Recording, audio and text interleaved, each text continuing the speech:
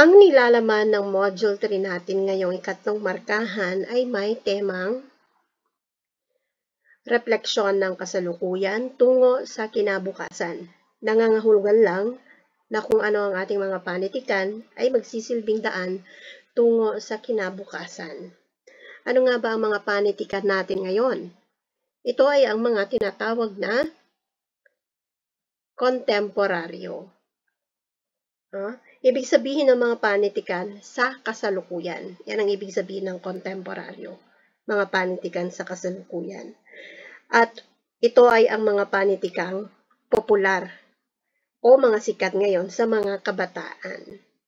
Sa kabuuan, 3 ang mga ito na kabilang sa tinatawag na multimedia. Una, yung tinatawag na print media. Pangalawa, yung broadcast media. At ang in na in ngayon sa mga kabataan ay ang tinatawag na social media. So, unahin natin ang mga tinatawag na print media. 5 ang kabilang na tatalakayin natin sa print media. No? Ito yung mga naka-imprenta. Ito yung mga hawak natin na binabasa natin. Una, nakabilang sa print media ay yung tinatawag na mga pahayagan. No? Dyaryo sa madaling salita. Naririto ang mga halimbawa ng dyaryo o mga pahayagan. Ayan. Yan ang mga halimbawa. Narito pa ang iba pang mga halimbawa ng mga pahayagan dito naman sa atin. Yan ang mga nagsi-circulate sa atin. Kabilang yan sa mga tinatawag na print media. Pangalawa ay yung mga tinatawag na magazine. So, ano nga bang itsura ng mga magazine kumpara sa mga pahayagan? So, nandito ang mga halimbawa ng magazine. Yan, mga magazine noon at ngayon. So, itong nasa gitna at itong nasa dulo, yan ang mga bagong magazine, Teen Vogue at saka Metro. Itong liwayway, ito ang ating pinakaunang magazine sa Pilipinas. Kabilang sa mga print media, ang pangatlo, mga aklat. No? Lahat ng mga pinag-aaralan nating mga aklat, mga naka-imprenta, pati mga journals, no? Kabilang yan sa mga print media o mga aklat. Kabilang sa mga aklat din, yung mga pocket books, no? Ang mga nakikita ninyong yan ay mga sinulat yan ni Bob Ong. Kabilang yan sa mga aklat.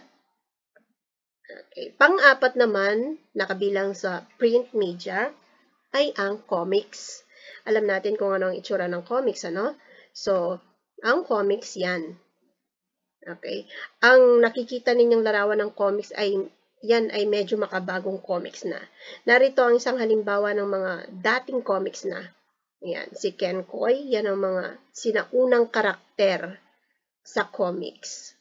Yan ang mga halimbawa ng mga comics ng mga bandang 1980s. Yan.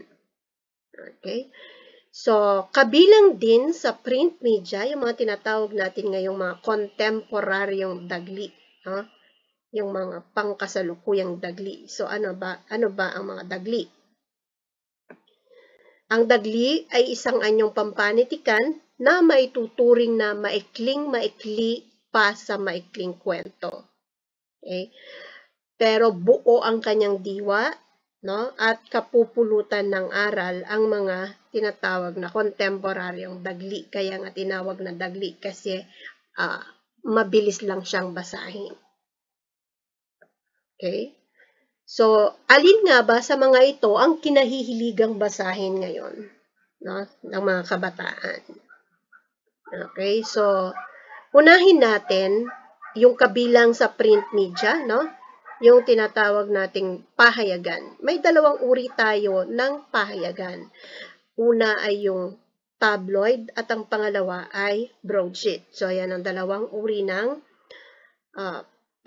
pahayagan o mga dyaryo. Ano ba ang pagkakaiba ng tabloid at saka ng broadsheet? So, ang tabloid ay sinasabing na pangmasa dahil sa ito ay nasusulat sa Tagalog at bagamat ilan sa mga ito ay Ingles ang medium. So, anong ibig sabihin ng medium?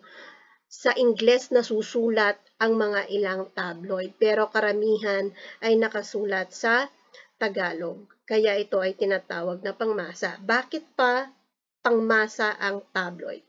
Pangmasa ibig sabihin, ito ang pinipili ng nakararami. Makikita ito sa mga bangketa. At tinugurian itong sensationalized journalism, pinag-uusapan, no? Baga parang nagte-trending siya. Bakit siya sensationalized? Ano? Kasi nandoon ang mga iba't ibang paksa na hindi natin mababasa doon sa broadsheet. Mainam itong pampalipas oras kapag walang ginagawa. Sa kasalukuyan ay mayroong humigit kumulang, no, 20 national daily tabloid ang nagsisirculate sa bansa. Okay, pag-usapan naman natin ang broadsheet. No? Sa pangalan pa lang niya, pag sinabing broadsheet, malapad, no, malawak. Ang target readers ay ang class A at B ang pamumuhay. So, nandoon ng yung mga namumuhay ng medyo mataas ang antas ng pamumuhay at higit na mahal ang presyo kaysa sa tabloid. Ano ang nilalaman ng broadsheet? No? Mga mahalagang kaganapan sa loob at labas ng bansa ang mga ibinabalita. At gaya nga ng sabi ko kanina, broadsheet mas malapad ang papel kaysa sa tabloid. Okay, sunod natin ang kabilang pa sa print media, yung comics. So ano nga ba ang comics? Ito ay isang grapikong medium na ang mga salita at larawan ay ginagamit upang ihatid ang isang salaysay o kwento. Gamit ang gamit ang mga nakaguhit, ay makikita natin ang isang kwento. Kung minsan kahit wala siyang dialogo, titingnan mo lamang ang mga nakaguhit ay mauunawaan mo na kung ano ang isinasalaysay sa comics na yon. Pag sinabing graphical medium, ito yung mga nakaguhit na larawan. Maaari maglaman ng comics ng kaunting dialogo sapagkat binubuo ito ng isa o higit pang larawan. Bakit kakaunti? Kasi nandoon na ang guhit, ang mga nakaguhit na larawan. Na maaaring maglarawan o maghambing ng pagkakaiba ng teksto upang higit na makaapekto ng may lalim. So, magkakaiba ang mga larawan, So, pwedeng paghambingin ng dalawa. Iba ang nandito sa kabilang banda at dun sa kabila sapagkat magkaiba ang kanilang sinasabing salaysay. Bagaman palagi ang paksang katatawanan ang nasa comics, sa kasaysayan natin, lumawak na ang sakop ng anyo ng sining na ito. Na kinabibilangan ng lahat ng mga uri ng genre, hinahayaan ng mga artist na tuklasin ang kanilang sariling ekspresyon. So, pinasok na ito ng iba't ibang uri. Dati puro katatawanan lang. Okay? So, nandito ang isang halimbawa ng comics, makabagong comics yan, sapagkat noon ay wala pang ganyang estilo ng pagguhit ng comics. Okay, so ito ang halimbawa ng isa pang comics. Ang mga comics noon ay nakaguhit lamang sa black and white, at sa kalaunan ay nagkaroon na ng colored na comics. Ang ganitong estilo ng pagguhit yan ang mga sinaunang kumbaga classic na mga ganitong style ng pagguhit ng comics. Okay?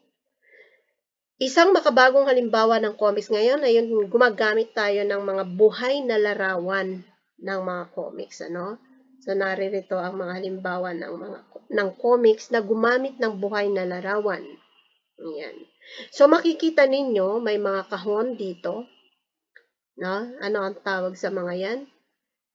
Itong nasa bandang itaas, comic strip, present Diyosa ang simula. Itong mga nakabilog na ito, bakit may mga ganito ito? Bakit may mga bilog-bilog na ganyan? So, ano ang tawag natin sa mga yan? Okay? So, yan ang mga tinatawag nating mga lobo ng usapan. Yung mga dialogo sa loob ng, na ginamit sa loob ng comics, Okay.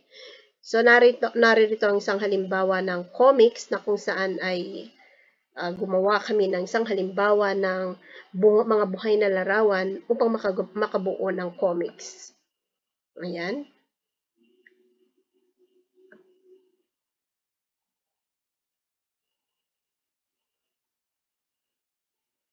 Kasama na dyan ang pag-arte, syempre, kapag kinukunan ng larawan.